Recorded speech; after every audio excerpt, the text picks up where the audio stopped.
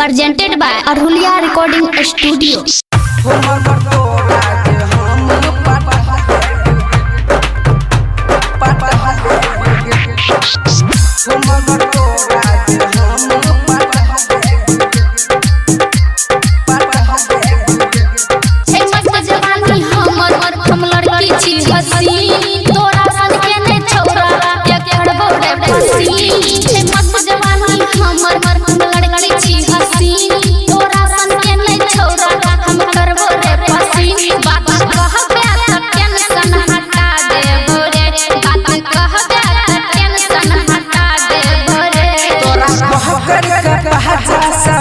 तोरा पहकर का पहजा सत्याल होगे मगर तोरा जे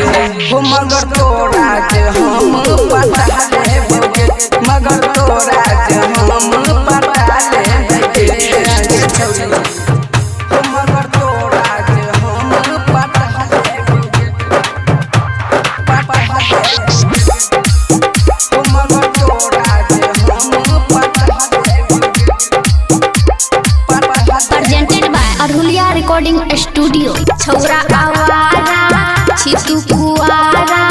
किया करई छी पुटानी तुरे किया करई छी पुटानी तुरे छौरा आवारा छितु कुआरा किया करई छी पुटानी तुरे किया तू बात बनाबै छही के हेगे हमरा से चलल चाबै छही के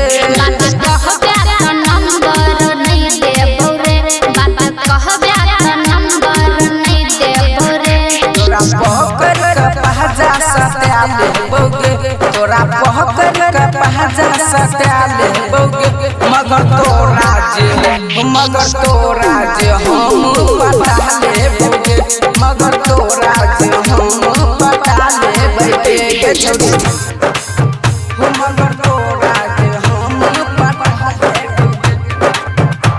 पता ले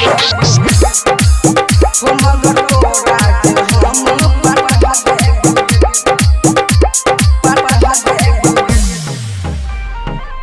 छौरा नशा दवा हमारा अंदर तोहर कोनो नहीं सेटिंग छोरे तोहर कोनो नहीं सेटिंग छोरे